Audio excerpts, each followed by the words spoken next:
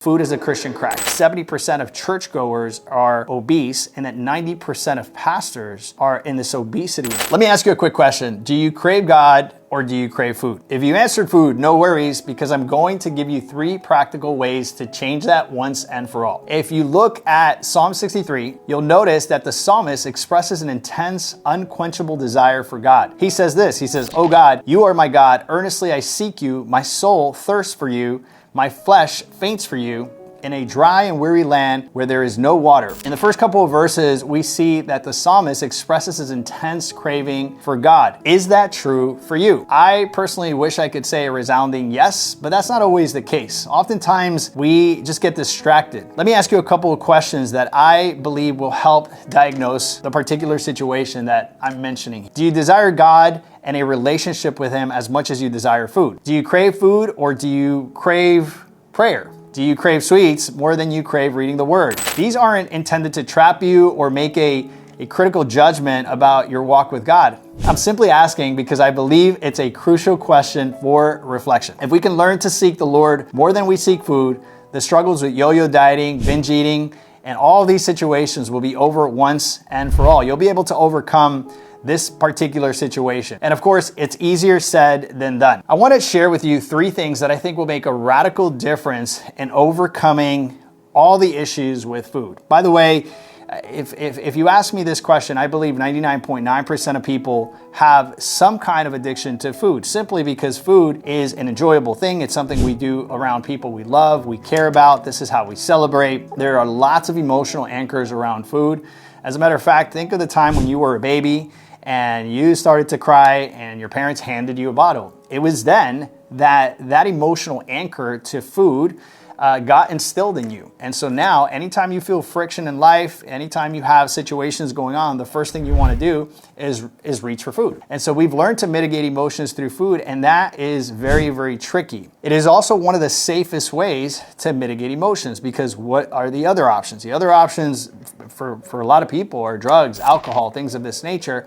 And of course, that brings too much craziness and no one's trying to go there. So the safe way to go about it is food. And so I want to acknowledge that. I want to acknowledge that what we're looking to do is find a safer path to finding peace, but the truth is that path is always empty. And so of course, as a person of faith, I'm going to tell you that the number one thing that we need to incorporate to this process is prayer, right? We need to pray, just like the Word tells us to pray about all things. This is no different. I see a lot of Christians that approach this whole area of nutrition in sort of a compartmentalized way, right? Sort of, this is my spirituality, and then these are these things, and God's not interested in my health or, whether I lose weight or not. I would say otherwise. I think we serve an intricate God that's interested in all areas of our lives, and this isn't any different. And so the first thing we want to do is we want to pray. We want to pray through these things. We want to ask God to edify us, to give us wisdom, and to give us the self-control and discipline that we need to overcome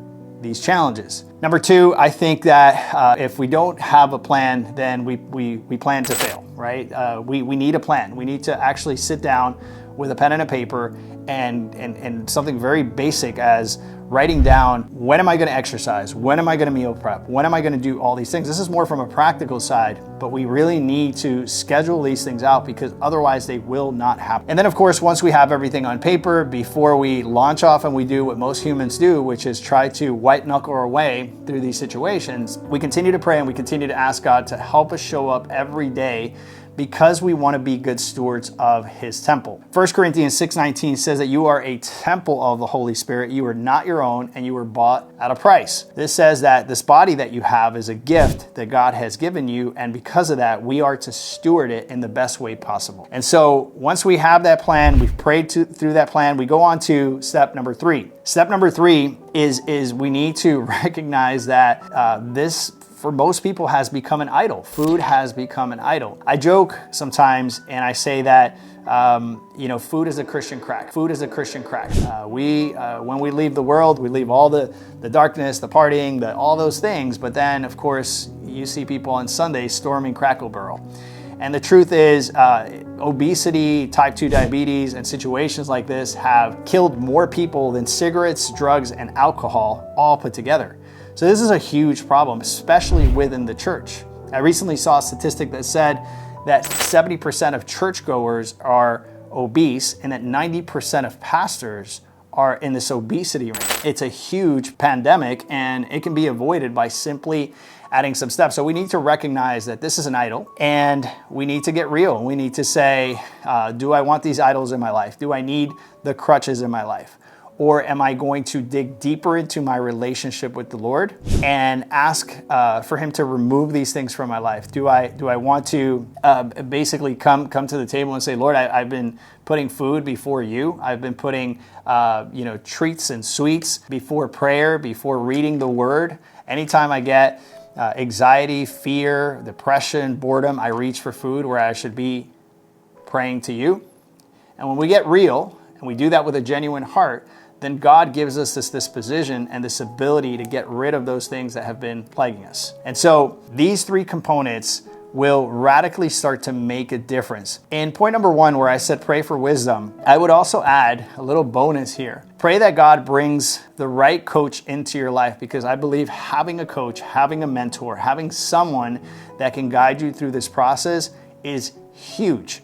You don't want to do this on your own. You don't want to do this with a friend. You don't want to do this with a spouse. They have the best intentions, but you want to seek out people that have a track record and that can actually help you, show you the shortcuts so you're working smarter and not harder. I hope you've enjoyed this video. More importantly, I hope you put these things into action. I know it's not easy, but it can be done. In the Empty Your Bucket Nutrition Plan, we have a proven track record of helping people lose 25, 30 pounds just to get started and then making it into a lifestyle that is sustainable. If you are interested in starting this journey with a coach, go to emptyyourbucketplan.com, schedule a free coaching consultation there. And more importantly, I hope you've enjoyed this video, you put it into action. My name is JT Tapias with An Idol Called Food. I'll talk to you soon. Ciao, ciao.